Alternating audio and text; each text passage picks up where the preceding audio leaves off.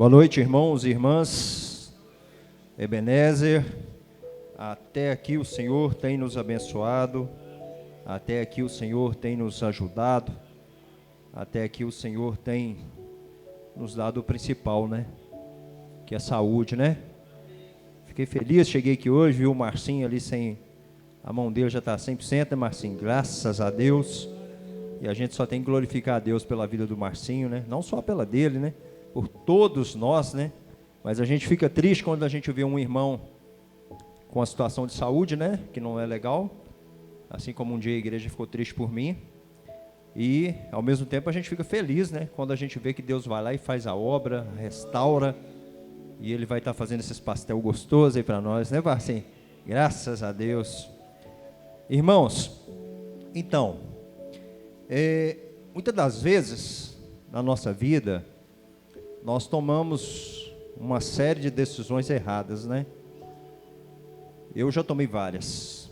Eu já tive aqui, já falei isso com vocês.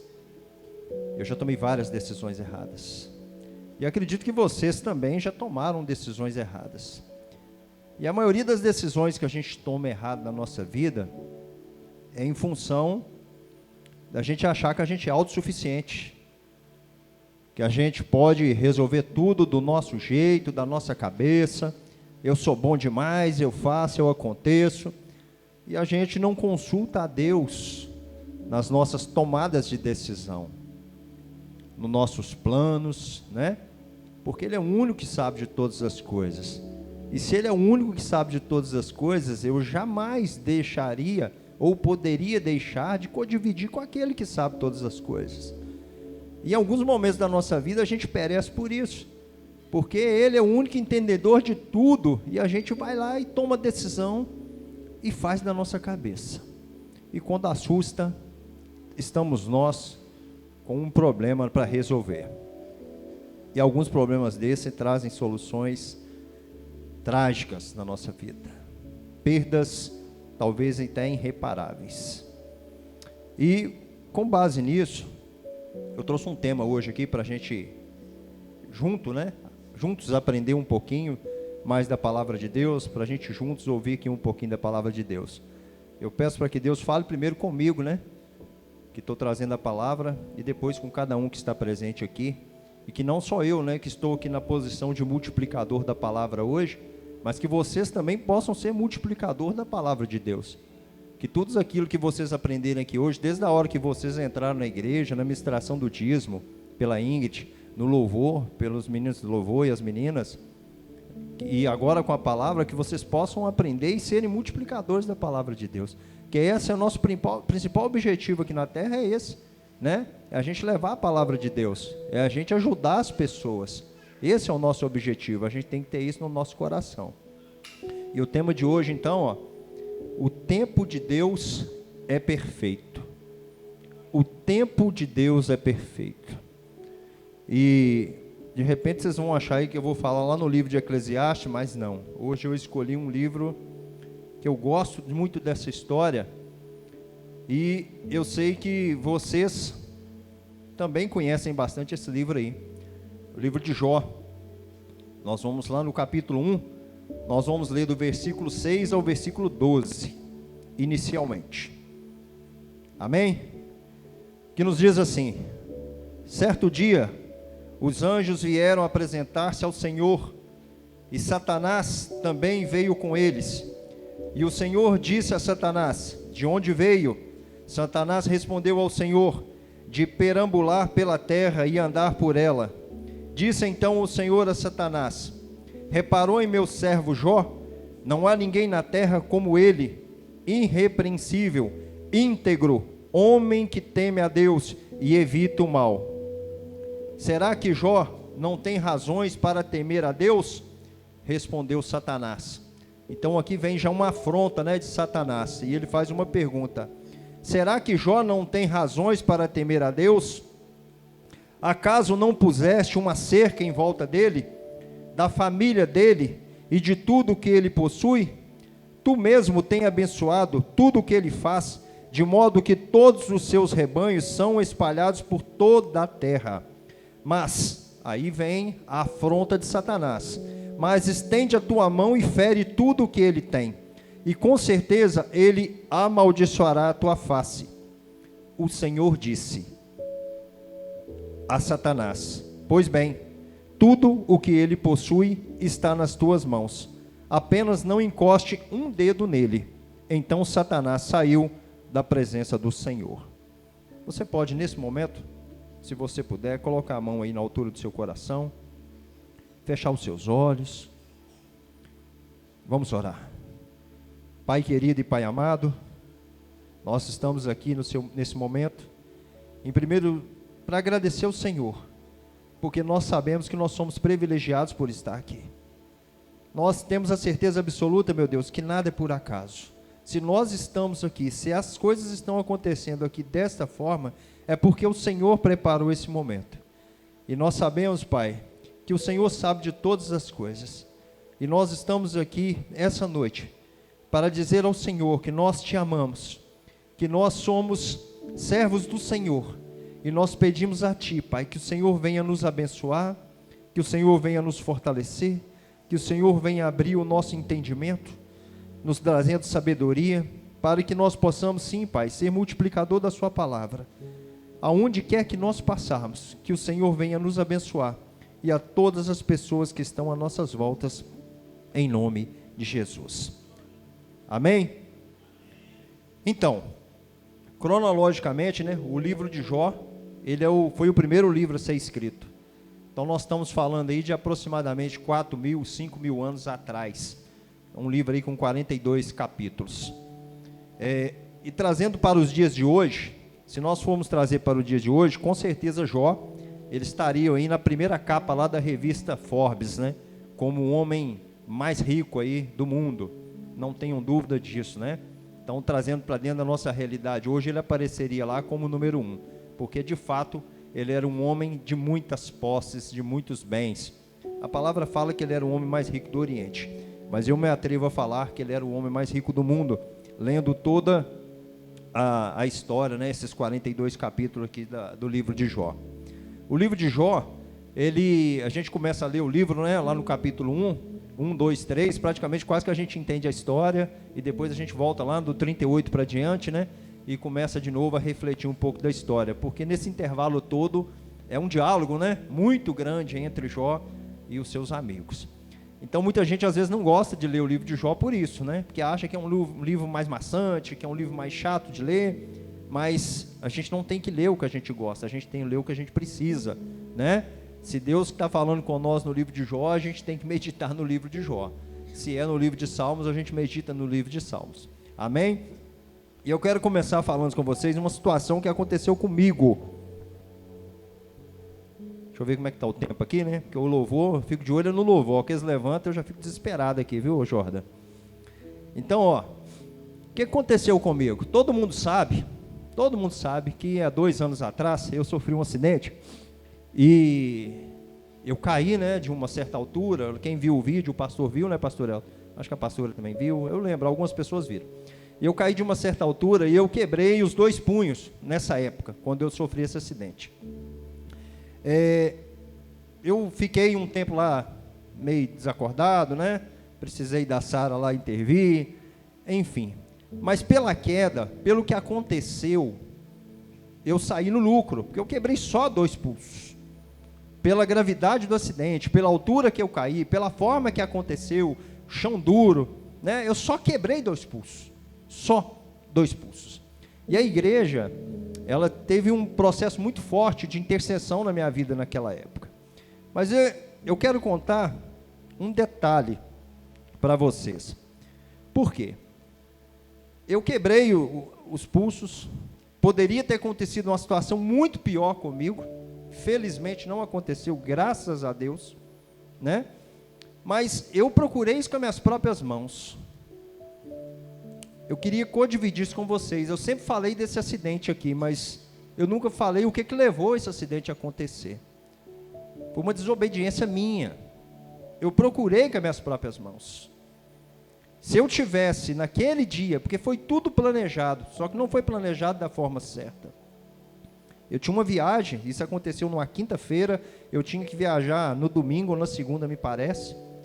e eu estava trabalhando nesse dia, era trabalho, não era diversão, era trabalho. Só que a forma que eu procedi estava errada, né? Foi eu que procurei, eu coloquei lá, nós subimos num lugar lá para poder colocar uma rede na quadra, e eu tinha que ter subido com um andaime, eu tinha que ter subido com segurança, né? Eu não sou uma pessoa nova, eu sou uma pessoa experiente, eu sabia que eu tinha que fazer isso, mas eu fui desobediente. Eu quis fazer achando que ia ser mais rápido, que eu ia terminar aquilo ali rapidinho. O plano era esse, inclusive. Chegamos lá às 6 horas, vamos terminar até 11 horas e eu já vou preparar para viajar. Esse era o pensamento. Eu não levei em consideração o risco que eu estava colocando na minha vida, a do meu filho, que estava comigo nesse dia, e de uma outra pessoa que estava nos ajudando, que era um funcionário da escola. Então, hoje, eu tenho a consciência exata que isso aconteceu comigo porque eu procurei com as minhas próprias mãos. Eu não posso culpar Deus, eu não posso culpar o pessoal que não segurou a escada. No dia eu culpei, eu fiquei bravo, eu xingava com os 2 punhos quebrados, vocês quase me mataram, e fiquei nervoso. Vocês precisam ver como eu fiquei naquela UPA, aquela UPA ficou pequena para mim naquele dia, de tão nervoso que eu estava. Eu olhava para meus 2 punhos quebrados, e pensando que eu poderia ter morrido naquele dia. Aí o tempo vai passando, né? A gente começa a refletir, e o que acontece é isso, gente, a gente deixa muito a desejar, a gente procura muita coisa errada que acontece na nossa vida, que está acontecendo na vida de vocês, que acontece na minha, é porque a gente procura com as próprias mãos, é porque a gente não respeita o tempo de Deus. Deus está o tempo todo ali dando direcionamento, mostrando, instruindo, treinando a gente, mas a gente procura fazer as coisas de maneira errada, assim como aconteceu comigo. Mas é aí que vem o ponto. Aconteceu, graças a Deus, eu recuperei, graças a Deus. No primeiro é passar por cirurgia, nem cirurgia eu precisei fazer. Aí a gente vê como que Deus realmente vai operando na vida da gente. Poderia ter passado por um processo doloroso de cirurgia e nem precisou. Mas aí que vem o ponto. Qual que é o ponto? O ponto é a gente entender, né? Pelo menos eu entendo dessa forma, e eu estou codividindo isso com vocês, para vocês começarem a refletir também. Eu entendo que se hoje eu estou aqui com vocês, se hoje eu estou tendo a oportunidade de falar aqui, se eu estou tendo a oportunidade de criar meus filhos, que talvez eles poderiam ter ficado órfãos com essa minha decisão, se eu tenho a oportunidade de estar com a minha esposa, de ajudar ela no dia a dia, se eu estou aqui é por Deus, é um bônus que Deus me deu, foi um bônus que Deus me deu. Falou: meu filho, ó, você fez isso errado, você não podia ter feito, não, eu vou te dar um bônus, continua aí cuidando da sua família, continua aí lá na igreja levando a palavra, eu ainda preciso de você um tempo aí na terra. Então eu prefiro entender dessa forma, eu prefiro entender que Deus está me dando um bônus, e a gente precisa acreditar que nós temos, né, realmente todos os dias livramentos na nossa vida. Às vezes a gente não valoriza isso. Eu entendo, né, eu deletei até esse vídeo, depois eu vi várias vezes, depois eu deletei, que eu estava até me sentindo mal de ficar vendo aquilo, porque eu entendo que realmente Deus colocou as mãos ali e me livrou, foi um livramento. Eu ganhei um bônus de Deus para estar aqui hoje. Igual a mim, todos vocês já ganharam, vocês podem ter certeza. Às vezes vocês não ganharam, né, tão escancaradamente igual eu ganhei, que tinha uma filmagem, que tinha tudo, mas todos os dias, às vezes vocês acordaram hoje, era para acontecer alguma coisa grave na vida de vocês, mas Deus foi lá e intercedeu, vocês nem viram, vocês nem sabem. E quando a gente começa a enxergar as coisas dessa forma, quando a gente começa a enxergar que é o tempo de Deus que está agindo na nossa vida, a gente amadurece tanto o nosso coração e a gente para de dar ideia para certas coisas que são pequenas, que não agregam nada na nossa vida. É isso que acontece. Então a gente precisa acreditar em Deus, não só para quê, mas para quando. Porque às vezes a gente quer muito, mas não é a hora, não é o momento. A gente precisa esperar. A gente precisa entender, né, quais são as propostas de Deus na nossa vida. E muitos hoje têm perecido, né, por isso, porque não sabe esperar o tempo de Deus. A gente acredita em Deus para quê? Deus pode me abençoar e eu posso conseguir passar naquele curso que eu estou precisando e fazer aquela faculdade. Então é para quê? E quando? Será que é amanhã? Será que é o mês que vem? Será que é daqui 2 anos? É quando? A gente tem que saber esperar o quando. É acreditar em Deus para quê? Para aquilo que você quer, mas para quando Deus quer. Nós queremos para hoje, mas será que Deus quer para hoje? Então esse quando, a gente precisa confiar, porque nós confiamos em Deus para quê? Se a gente for perguntar aqui, todo mundo tem seus objetivos aí no altar. E para quê a gente acredita, mas será que para quando? A gente está preparado para esperar? Será que nós estamos preparados para respeitar aí o tempo de Deus? Porque o tempo de Deus, ele é perfeito. Deus sabe de todas as coisas, nós não sabemos. E aqui no livro de Jó, aqui essa passagem que nós acabamos de ler aqui, do capítulo 1, do versículo 6 até o versículo 12, Satanás, ele tentou afastar Jó de Deus de todas as formas. Era o objetivo de Satanás aqui. Tirar Deus da comunhão com Jó e vice-versa, e Jó da comunhão com Deus.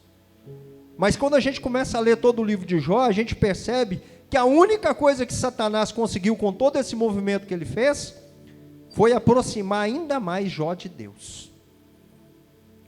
Ao invés dele conseguir afastar, ele trouxe muito mais Jó para perto do Senhor. E a gente precisa aprender muito com essa passagem de Jó, porque os planos de Deus, para a nossa vida, eles jamais poderão ser frustrados, assim como está registrado aqui também no livro de Jó.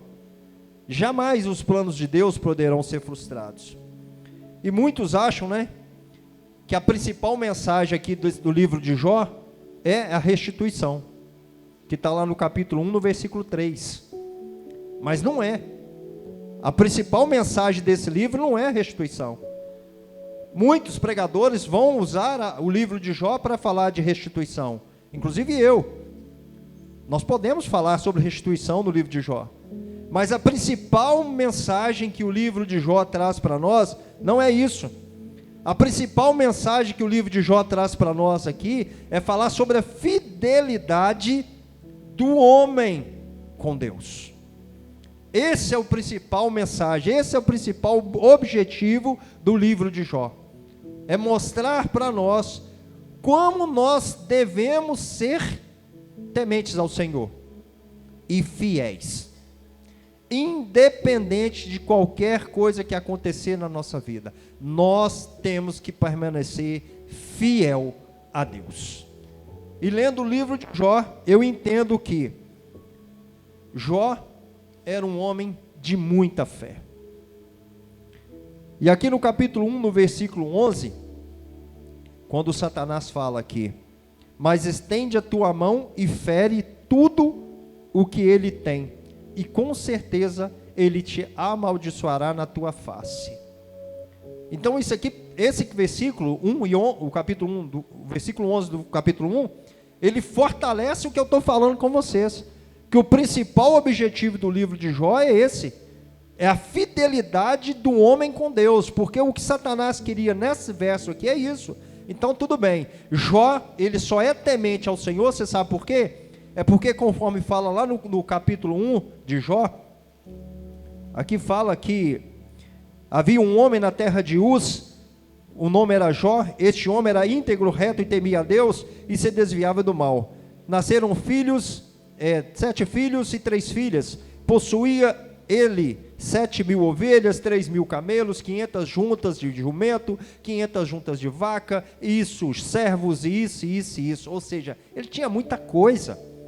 Então Satanás chegou e falou para Deus assim: ele só é temente a você porque ele tem esse tanto de coisa, então ele tem um motivo para ser temente a você.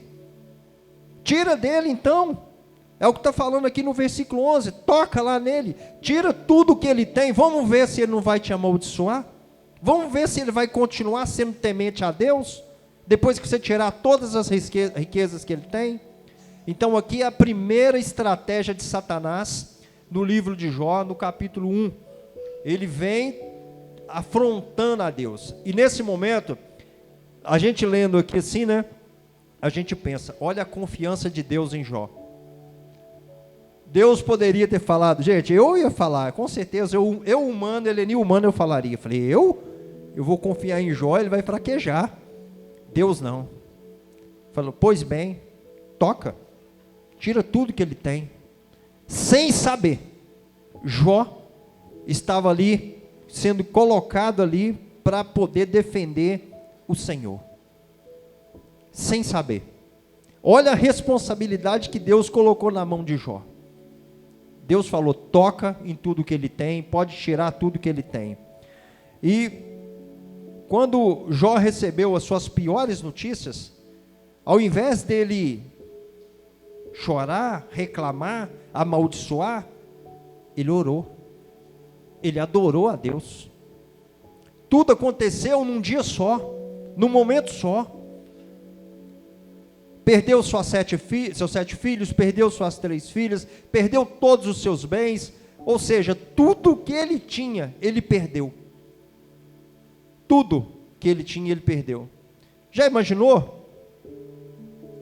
Como que nós íamos proceder numa situação dessa? Vamos colocar agora no lugar de Jó, como que nós íamos proceder? Jó, ele adorou a Deus. A palavra fala que em vez dele murmurar, ele adorou o Senhor. E tudo isso aconteceu num dia só, conforme nos fala no capítulo 1, no versículo 19. E Jó, ele teve o que muitos de nós não têm. Jó teve naquele momento o que muitos de nós não têm. O que ele teve? Ele teve resistência. Ele aguentou o processo. Porque ali naquele momento estava estabelecido para Jó um processo. O homem mais rico, o homem que tinha tudo, que tinha do bom e do melhor, que comia do bem e do melhor, e do nada, num piscar de olhos, ele não tinha mais nada, inclusive filhos. Então Jó, ele estava começando a passar por um processo muito duro. Ele estava saindo ali do posto do homem mais bem sucedido do Oriente, para passar para o posto do homem mais pobre, do homem que perdeu tudo, que perdeu filhos, que não tinha mais nada. Então imagina a situação desse homem. Olha o que estava acontecendo na vida dele. Mas eu gostaria de dar só uma pausa aqui. Eu sei que o Israel não vai gostar, porque ele é o professor de teologia, ele cobra muito essa questão da homilética, a gente tem que andar na linha, né, Israel? Mas eu vou dar uma pausa aqui, perdão, porque eu quero só tocar num ponto aqui que me chama a atenção aqui no livro de Jó também, que é o versículo 5. Não está dentro da palavra, mas eu quero falar com vocês. Jó 1:5. Terminando um período de banquetes, Jó mandava chamá-los, no caso os filhos, né? E fazia com ele que se purificasse. De madrugada oferecia holocaustos em favor de cada um deles, pois pensava, talvez meus filhos também tenham no íntimo tenham pecado e amaldiçoado a Deus. Essa era uma prática constante de Jó. O que eu queria chamar a atenção para esse versículo aqui é sobre a importância da intercessão. Eu não poderia deixar essa pausa aqui no meio dessa palavra de hoje. Nós precisamos interceder o tempo todo um pelos outros. A nossa igreja é uma igreja de oração, uma igreja de intercessão. E eu comecei falando aqui do meu caso, e eu tenho certeza que Deus me deu esse bônus de estar aqui hoje por intercessão de muitos de vocês que estão aqui hoje. Foram de muitas orações. Então aqui prova para nós, inclusive mais adiante no livro de Jó, também vai falar sobre a questão da intercessão, quando Jó ora pelos seus amigos, que está lá no capítulo 42. Então a gente não pode de maneira alguma deixar de orar. Eu acho assim que Jó aqui, ele pagava um preço muito alto pelos seus filhos. Todas as vezes que seus filhos faziam muitas festas, muitos banquetes, ficavam 2, 3 dias fazendo festas, e Jó bebia, né? E Jó preocupado se eles estavam ali blasfemando contra Deus, independente, ele não precisava de ver não, ele antecipava. Ele era tão preocupado com essas questões que ele antecipava. Ele ia lá, chamava todo mundo e pagava o preço em oração, em intercessão. E é isso que a gente tem que fazer. A gente não precisa esperar as coisas acontecerem. A gente tem que aprender com Jó. A gente tem que interceder antes que as coisas de mal aconteçam na nossa vida. A gente tem que orar para o irmão antes dele ficar doente. A gente tem que orar para os nossos planos todo dia. Para a saúde da família todo dia. A gente não precisa esperar as coisas ruins acontecer para a gente ir lá interceder. A gente tem que aprender com Jó. A gente tem que aprender a interceder antes que as coisas aconteçam.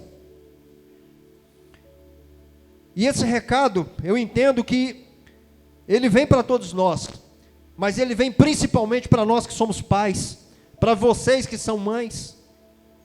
Eu acho que essa passagem de Jó aqui, ela chama a responsabilidade de um pai e de uma mãe, o quanto que ele tem a responsabilidade com seu filho, o quanto que ele precisa interceder pelo seu filho, o quanto que ele precisa de cuidar do seu filho.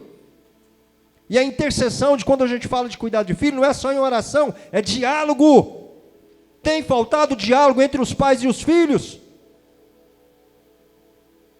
E eu não poderia deixar de falar isso aqui hoje, porque Deus está tocando no meu coração para falar isso com a igreja. A gente precisa ter diálogo com os filhos. O maior patrimônio que Deus colocou na nossa vida é a família. E nós não podemos abrir mão daquilo que Deus nos deu, daquilo que Deus nos dá. Hoje foi apresentado aqui a Cecília, é um presente que Deus deu para essa família. Não foi um acaso a Cecília na vida deles. É um presente do Senhor. Assim como está a Ana Luísa, assim como está a Estelaura lá com o Miltinho e a Stephanie. É presente que Deus nos dá. E os pais e as mães precisam ter responsabilidade. Dando continuidade. Quando a gente vai para o texto e volta no texto aqui de novo, na palavra, Satanás, ele é muito astuto. E quando a gente vê aqui no versículo 2, nós percebemos claramente no capítulo 2, a estratégia de Satanás. Porque ele vai lá, os anjos se reúnem com Deus, ele entra. Vocês perceberam que ele pede permissão para entrar. Ou seja, ele é submisso a Deus. Então, pelo sangue do Cordeiro, pelo sangue de Jesus, nós somos curados. E é pelo sangue de Jesus que a gente tem que estar sempre em oração. E Satanás, ele chega aqui no versículo 2, frustrado, porque Jó tinha perdido tudo. O que Jó tinha? Só a vida dele, ele não tinha mais nada. Ele não tinha filhos, ele não tinha bens, ele não tinha nada. E Satanás volta lá de novo, insistentemente, que é assim que ele trabalha, com muita insistência. Ele vai tentando, até ele achar uma brecha, e quando ele acha essa brecha, ele faz bagunça. E aqui ele veio no versículo 2, ele volta no versículo 2, e insistentemente, ele volta, e fala, capítulo 2, versículo 4 e 5, pele por pele, respondeu Satanás, um homem dará tudo por sua vida, estende a tua mão e fere a tua carne e os teus ossos, e com certeza ele te amaldiçoará.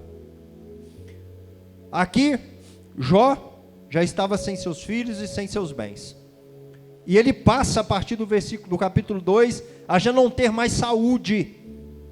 A saúde de Jó foi ferida, os seus ossos foram tocados, feridas aparecem da planta dos seus pés até a sua cabeça, bolhas enormes aparecem no Jó, cheio de lepra, doente, pobre, sem ninguém para cuidar dele. Essa era a situação de Jó. E eu percebo que o inimigo, ele tem muitas estratégias. Ele usou lá na primeira estratégia, tipo, ele vai blasfemar contra Deus quando ele perdeu os seus bens, porque o que mais importa para ele são os bens e não o Senhor.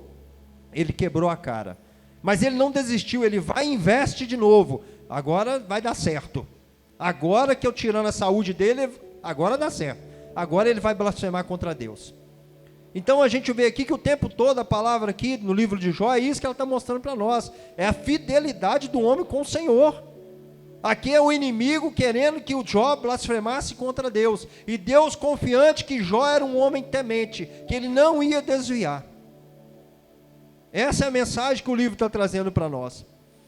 E primeiro, e tudo que Satanás queria era simplesmente provar para Deus que Jó só era temente a ele em função do que ele tinha. Que nesse caso eram os bens, a família e a sua saúde. Mas Deus permite que Satanás toque em Jó e tire tudo dele. E Satanás, na nossa vida, ele vai tentar fazer isso. Ele vai criar meios, formas, caminhos, situações, amizades, lugares. Tudo isso ele vai colocar no nosso caminho.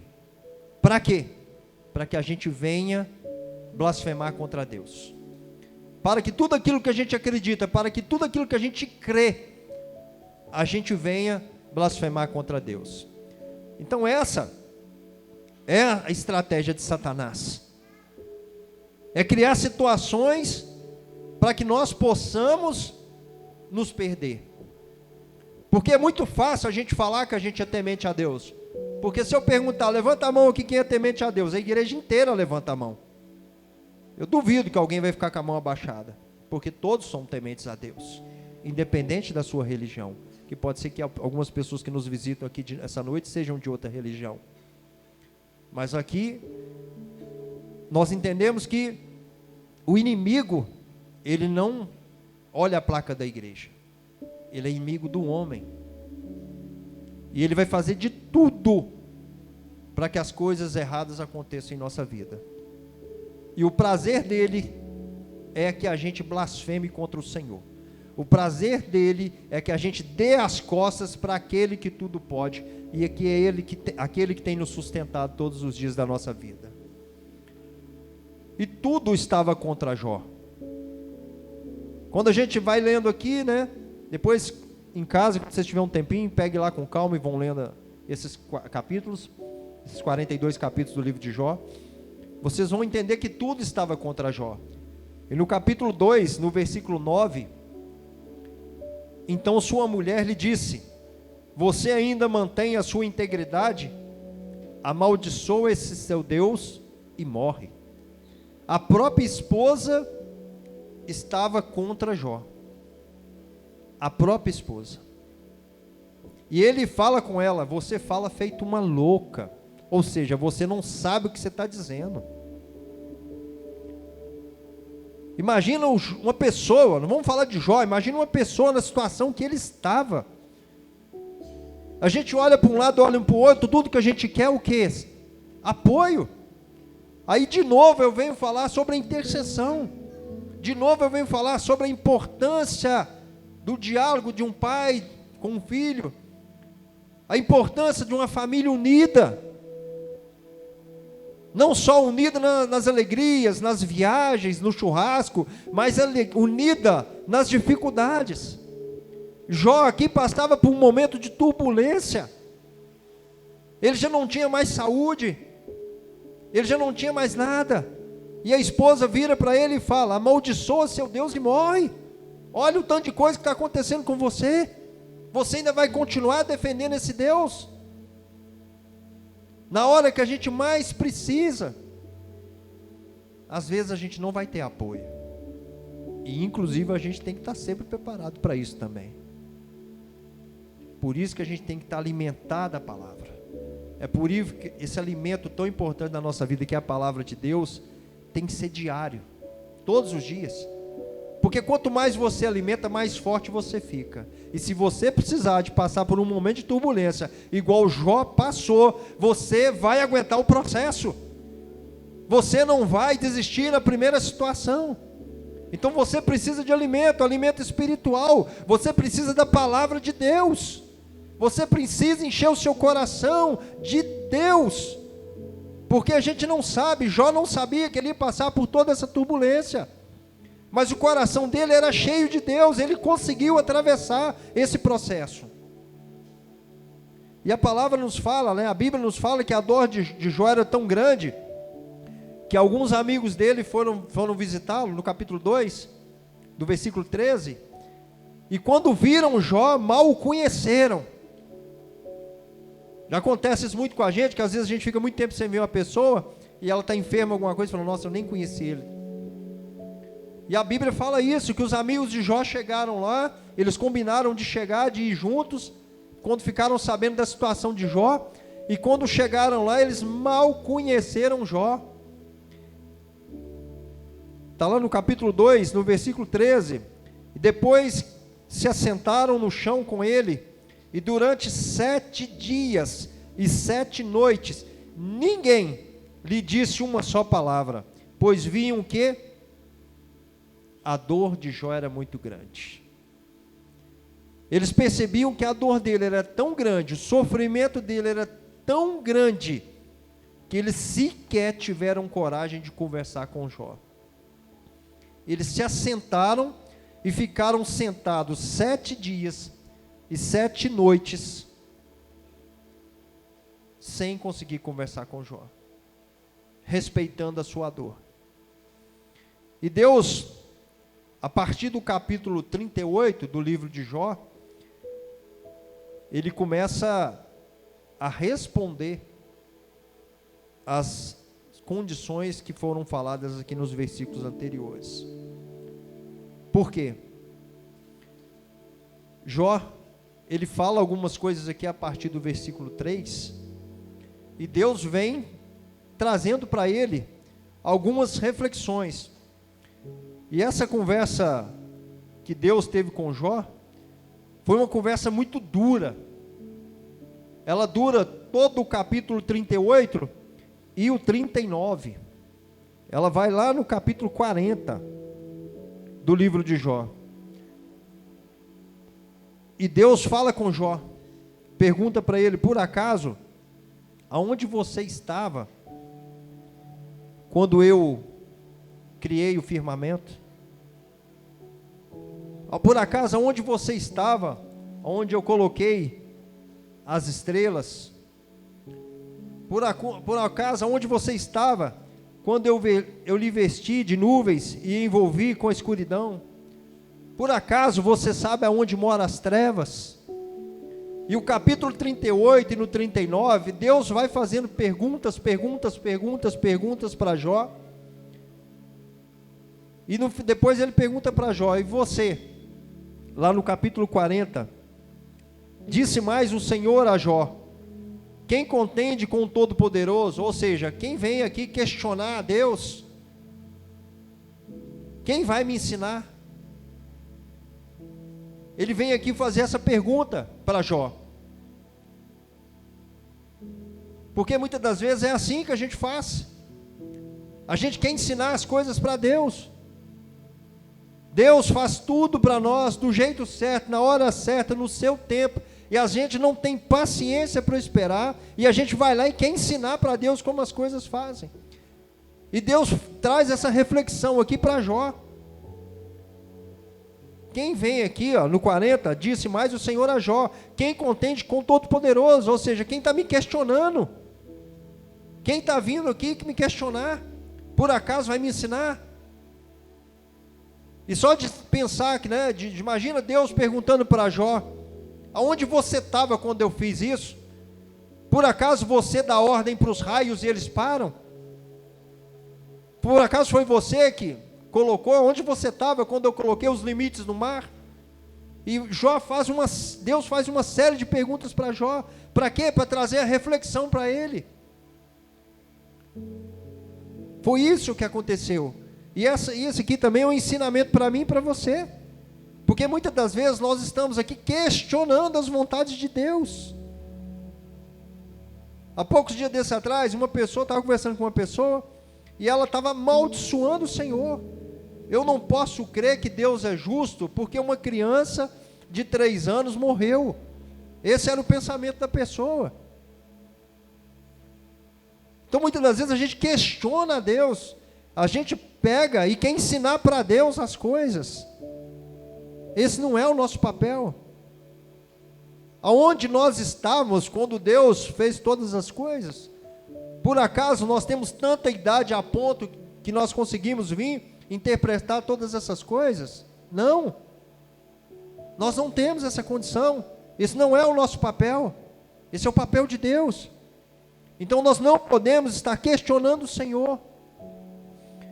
Então, aqui fala no capítulo 42, no versículo 1 e 2, então Jó, depois de toda essa conversa, né, do capítulo 38 e 39, então Jó respondeu ao Senhor e lhe disse: bem sei eu que tu podes e que nenhum dos teus propósitos podem ser impedidos. Então, depois de toda essa conversa, Jó, ele vem e fala. Ele entende. Assim como eu espero que todos nós estejamos entendendo essa noite, que contra os planos de Deus, nós não podemos levantar. O nosso papel é planejar, mas a palavra final, ela é dos lábios do Senhor. É o Senhor que dá o direcionamento de todas as coisas. E os tempos de Deus, eles são perfeitos. E a gente precisa aprender com essa história. Mas uma coisa que me chama muita atenção, porque Jó, segundo a palavra do Senhor, lá no capítulo 1, lá no início, fala: homem temente a Deus, homem fiel a Deus. Tão fiel e tão temente que Deus foi desafiado por Satanás e Deus colocou a responsabilidade na mão desse homem. Mas ele vai lá, no capítulo 42 e no versículo 5, olha o que ele fala: os meus ouvidos já tinham ouvido a teu respeito, mas agora os meus olhos te viram. Ué, mas ele não era o homem mais temente a Deus? Ele era um homem mais temente a Deus. E ele dá esse relato aqui para nós, que ele já tinha ouvido falar de Deus, mas que agora os olhos deles o viam. Então por isso que eu trouxe lá no começo falando que o máximo que Satanás conseguiu nessa história foi aproximar ainda mais Jó de Deus. Muito mais. E é assim todas as vezes que não for investido contra a nossa vida. Todas as vezes que a seta do inimigo for lançada, toda vez que uma pessoa, uma situação for usada para trazer o mal para nós, nós devemos aprender e sermos mais tementes ao Senhor. Nós devemos confiar ainda muito mais em Deus. Por quê? Lá no capítulo 42, no versículo 12 e 17 fala: e o Senhor abençoou o final da vida de Jó, mais do que o início. Ele teve 14.000 ovelhas, 6.000 camelos, 1.000 juntas de boi, 1.000 jumentos. Também teve ainda 7 filhos. Quantos filhos que ele tinha? 10, não era? Olha a restituição. Deus deu para ele mais 10 filhos. Uma filha chamava Gemina, a outra Quese e a terceira Querem. Em parte alguma daquela terra havia mulheres tão bonitas, tão virtuosas conforme as filhas de Jó. E o seu pai lhe deu herança junto a seus irmãos. Depois disso, Jó viveu 140 anos, ou seja, Jó passou por todo esse processo, por toda essa turbulência, e lá no final, Deus restituiu em dobro tudo aquilo que Jó tinha, e ainda deu para ele 140 anos de vida. Para quê? Para que ele pudesse acompanhar até a sua 4ª geração. E ele morreu fartos de dias e em riquezas, porque o Senhor abençoou a vida de Jó. E o que nós aprendemos com a história de Jó? Nós aprendemos que Deus sabe de todas as coisas. Nós aprendemos que Deus sabe de todas as coisas. Que nós não podemos tomar decisões nas nossas cabeças. O tempo de Deus é perfeito e a gente precisa entender dessa forma. O que mais que nós aprendemos com a história de Jó? Que independente da situação que você está passando, Deus está no controle de todas as coisas. Muitas das vezes nós não acreditamos nisso. A gente fala: meu Deus, mas tem um ano que eu estou nessa batalha. Tem um ano que eu estou enfrentando essa doença. Tem um ano que está acontecendo isso na minha vida. Mas Deus está no controle. Assim como Deus esteve no controle da vida de Jó. Jó passou por tudo o que passou. E Deus, em momento algum, desamparou a vida de Jó. Então, e aqui no primeiro, nós também aprendemos que no primeiro estado de Jó, ou seja, antes dele perder tudo, antes dele perder família, antes dele perder tudo aquilo que ele tinha, ele era um homem mais rico do Oriente, assim como diz a palavra. E depois, eu acabei de ler para vocês agora, que Deus restituiu a vida de Jó, em dobro. Então o que nós aprendemos? Em tudo, dai graças a Deus. Em tudo dai graças a Deus, porque os planos de Deus, eles são infinitamente melhores do que o nosso. Nós planejamos, eu planejo todos os dias, eu tenho planos para 2050, 2060, tenho vários planos. Quando eu vou aposentar, o que eu vou fazer, o que eu vou fazer com a minha esposa, cuidar dela, é claro, né, gente? Então tudo, está tudo planejado, já está tudo planejado. Eu planejo, não é? Mas a bênção, ela é de quem? É de Deus. Nós devemos planejar. Nós devemos planejar. Repitam comigo. Nós devemos planejar. Mas a palavra final, ela vem dos lábios do Senhor. E nós devemos, nessa noite, aprender com a palavra do livro de Jó. Os tempos de Deus são perfeitos. Muitas coisas podem acontecer na nossa vida. A gente pode achar que está tudo errado, que a gente não vai chegar onde que a gente pretende. Mas tenha certeza, é Deus planejando o seu caminho. É Deus arando a terra. É Deus plantando a semente. É Deus mandando chuva para cultivar. E a hora da colheita vai chegar. O que a gente precisa é confiar no Senhor. É crer no Senhor. Nós vamos ser desafiados o tempo todo. Assim como Satanás investiu várias vezes na vida de Jó, ele investe na nossa. E a gente tem que saber disso. A gente não pode sair aqui achando que tudo é lindo e maravilhoso. A própria palavra de Deus fala que no mundo tereis aflições, mas eu estarei contigo. E a gente precisa levar isso muito a sério. Nós devemos ser aqueles crentes que a gente confia na palavra do Senhor, que a gente entende a palavra do Senhor, mas que a gente não brinca de ser crente, que a gente sabe que da mesma forma que o Senhor tem nos abençoado, existe um inimigo sim, e esse inimigo o tempo inteiro, ele quer que a gente recue, ele quer que a gente caia, ele quer que a gente blasfeme contra o Senhor. Eu fico imaginando como ele deve ficar feliz quando ele consegue desviar uma pessoa que é de Deus. Eu fico imaginando como ele deve fazer festa no inferno, alegrando, em função de conseguir desviar uma pessoa do foco, em fazer uma pessoa ir para o caminho errado.